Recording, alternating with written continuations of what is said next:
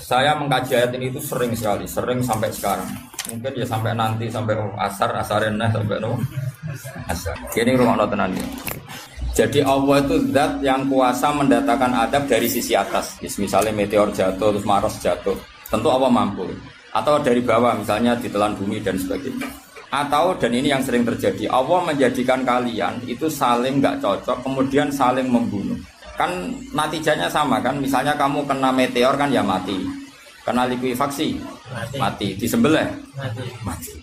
Milih ndi? Ayo milih ndi? Diujari-ujari bojo kuru mati. Disentak wong kaget kakan utang mati. Rasa dicontohno. Sampai pidato kecelakaan rape sensitif. Nah ini penting ya. Ayat ini pernah saya baca satu hari setelah gempa Jogja.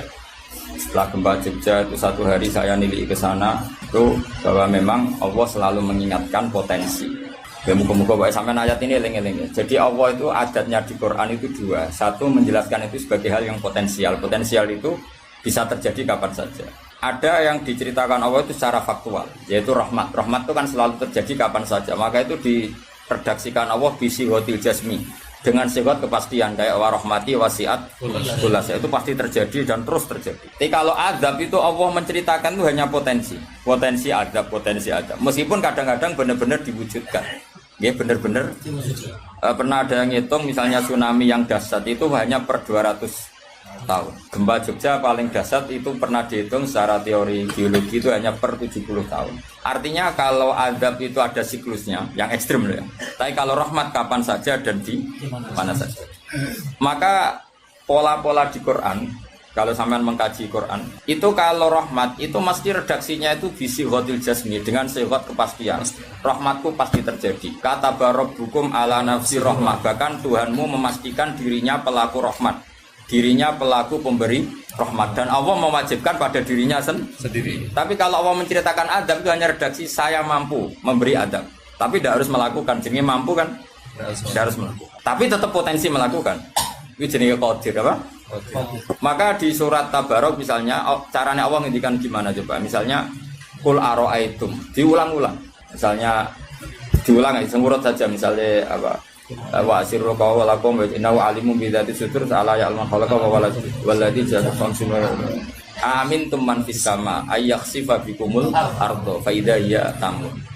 Sebagian ayat qul ara'aitakum dan sebagainya.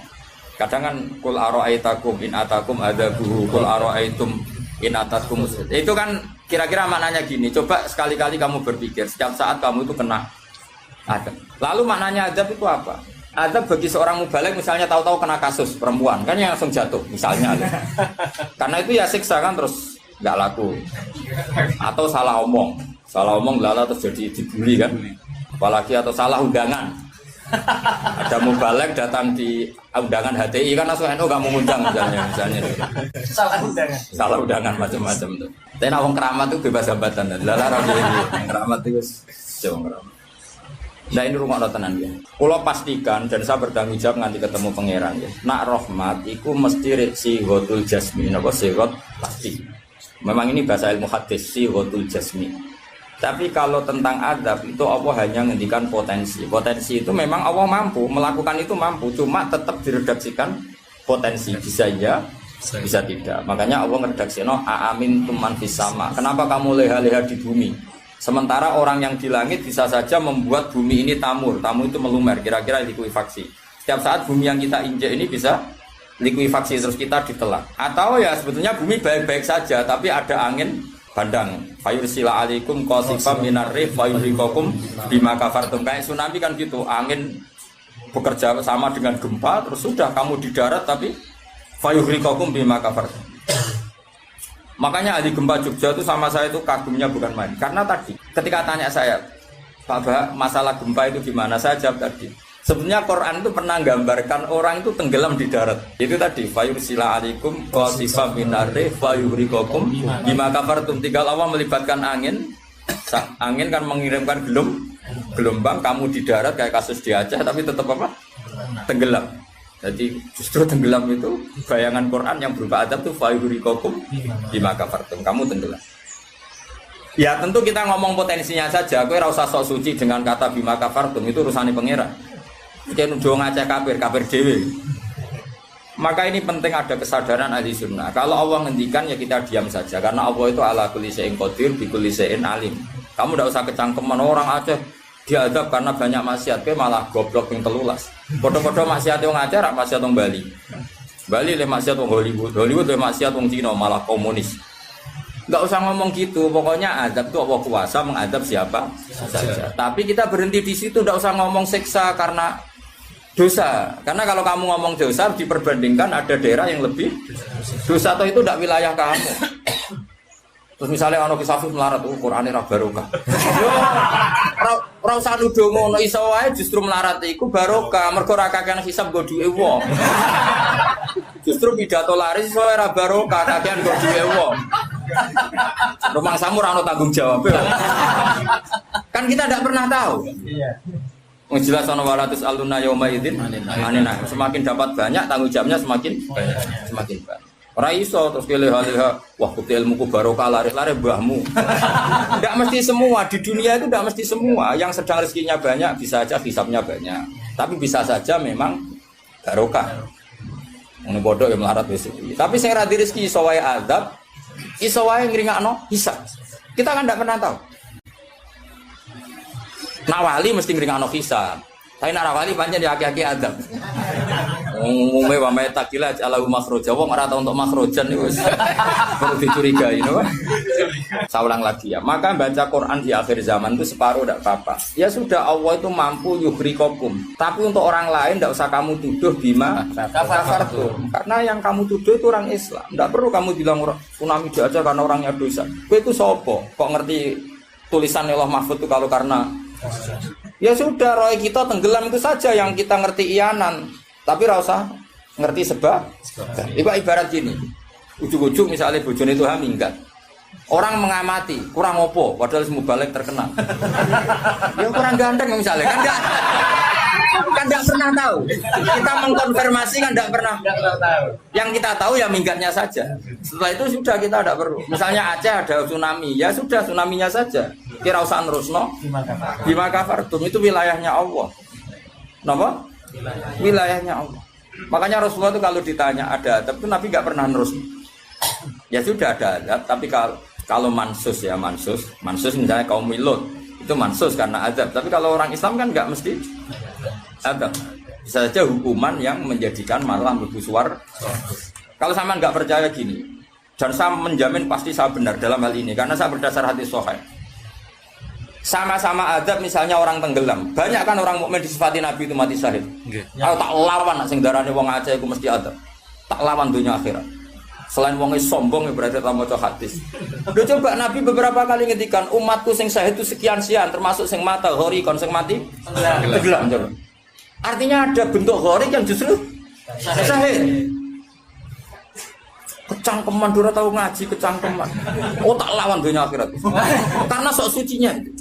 Sudah kita baca ayatnya berarti fayuh rikokum saja soal bima kafartum itu otoritasnya wilayahnya Allah Subhanahu wa taala. Dosa suci do cangkeman.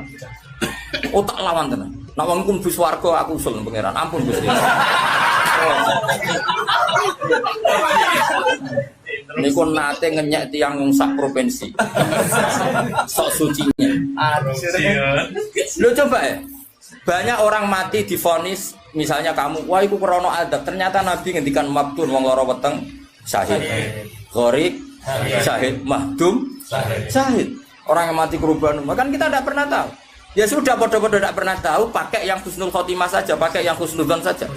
Ono hafid kok mati umay rubo. Milih sing husnudzon ae berarti syahid. Kategorinya mahdum. Jangan terus ono wah kena adab. Kesuwen oleh ngedol Quran lu sing ngawur. Oh, tak lawan sing ngomong-ngomong lawan. Siap lawan. Siap. Debolo ISIS. Kita asli nih, maksudnya hobinya itu tak. Hobinya itu ke arah. Jadi nak dijak ngomong damai itu dingin. Yo pancen yo lucu, nak wong brewoken terus gak garang. Lucu nih, jadi nak pangeran ngendikan rungokno wae. Tapi kowe ora usah koyok di otoritas kok pangeran ben ngono pangeran. Itu termasuk tafsir yang termasuk saya setuju. Makanya kata Imam Sa'rawi, nak pangeran negur Kanjeng Nabi kira usah melok-melok. Kanjeng Nabi atasane pangeran kira usah melok-melok duwe rasa sesuatu mbek Nabi. Misalnya Nabi ditegur di Abasa, ya biar Allah atasannya Nabi, berhak dong negur. Kowe ora usah di perasaan macam-macam. Lho Nabi kok ditegur pangeran usah ngono. Nabi tetep panutan kita ila yaumil kiamah. Itu kan ibarat masyhur lah, misalnya Mbah Mun kadang negur putrane. Ora perlu santri ngrasa putranya ada apa-apa. Itu kan wilayahnya Mbah Mun karena sama putra. Kayak aku misalnya negur tuh, aku ora olah terus melok negur tuh, aku walat. Lho tuh harus mubalek kowe sapa? Lah nek aku ora mau kiai ini aja. Paham ya jelas ya? Mak aku lah sak uni-uniku. Mau cara dekne protes ning pangeran tetep dosane akeh dekne dibanding. Paling ngenyek dekne ditulis wira loro paling. Ini nak gasap ilmu. Apa meneh diperjualbelikan. Mas, tuntas kok ngadepi aku sama biasa. Saya ulang lagi, ini penting saya utarakan. Jadi Allah saja yang Tuhan ngendikan itu potensi. Saya pastikan lah. Kita semua kenal Allah yang warahmati wasiat. Nabi berkali-kali ngendikan inna rahmati sabaqat ghadabi. Sebagian riwayat bukan sabaqat, ghalabat. Setiap rahmatku pasti mengalahkan azabku. Artinya gini, kalau ada potensi azab, ya kita milih itu bentuk rahmat saja dulu, karena itu yang mesti menang. Jadi paribasane aku roh munib, mati kecepet omahe paribasane. Utawa mati tiba ning WC. Misal aku tetep darani syahid. Kategorine mahdum. Ojo kok aku matine ning WC. Mungkin dia nutupi kewaliane tapi ebane mati ning apa? Ebane mati ning WC. Enggak apa-apa. Karena menduga rahmat itu lebih gampang karena Allah jelas ngendikan yang hadis qudsi inna rahmati ghalabat ghadabi. Berarti gamane pola semua itu lebih baik kamu tafsirkan sebagai rahmat. Nah, kecuali ada sharihul ayat yang mengatakan itu adab, tapi mana ada sekarang udah ada nabi. Misalnya kaum Lut kan Allah jelas-jelas ngendikan itu karena adab, ya sudah kita ikut mengatakan adab. Tapi kalau yang orang Aceh, orang mana-mana kan tidak ada ayatnya. Jelas ya? Iya. Mulane sing aku itu ngaji sing tenanan. Loh kalau kaum Lut kan binasillah misalnya hijarata kada wa kada terus Allah ngendikan karena adab. Ya sudah kita ikut tentang kaumnya Nabi Lut. Tapi sekarang Yon Sewu misalnya ada orang punya penyakit homoseks, kemudian dia kena adab. Ya sudah itu sanksinya Allah. Bisa saja adab ini kalau dia mukmin kafaroh betul. Memang ya adab tapi oleh Allah dihitung kafaroh dan itu hadis sahih. Tidak ada seorang mukmin yang punya dosa kecuali nanti dia kena masalah, nanti kena ri atau kesandung dari Nabi dan itu nanti jadi kafarnya. Dan ketika Nabi Muhammad tanya, ya Allah, kafirun apa? Iku jabal. Lalu mengkono nak mana jabal kat, itu maknanya jabal kaf. Wilayah Jawa jadi apa? Jabal apa? Kat. Ini sangkot jabal kaf. Wilayah Jawa jadi apa? Jabal kat. Jadi angger adu itu. Anakku minggat botok jabal kat. Maksudnya waduh banget. Paham. Ternyata sampean kalau lihat di kitab-kitab kayak di Sawi, di Tafsir Munir itu detail sekali. Jabal Qaf itu induk gunung. Dan semua urat gunung yang ada di dunia itu terkait sama urat yang ada di Jabal Qaf. Jadi kalau Allah lewat malaikat kepengen goyang gunung, itu mau nginstruksi ning induke, ning Jabal napa? Qaf. Kemudian digoyang, kemudian goyang semua. Dulu orang itu janggal. Tapi sekarang orang tidak janggal. Menurut pakar geologi, pakar-pakar vulkanologi, semua gempa di seluruh dunia itu hanya butuh narik satu pemicu. Jadi ternyata itu mirip cerita yang di kitab-kitab. Allah itu gak perlu nginstruksikno gunung terkait, cuma nginstruksikno duit tok. Dadi otote ora diobahno. Niku gunung sak donya. Napa? Obah, karena sistem gempa atau gunung itu sistem terpadu. Kesodok sitok. Nggih kesodok napa? Semua. Bismillahirrahmanirrahim. Nabi nak ditamu Yahudi ketenamun semeneng. Di tampung Nasrani seneng, mergo dialeke antar umat beragama dialeke ini. Yang Yahudi nak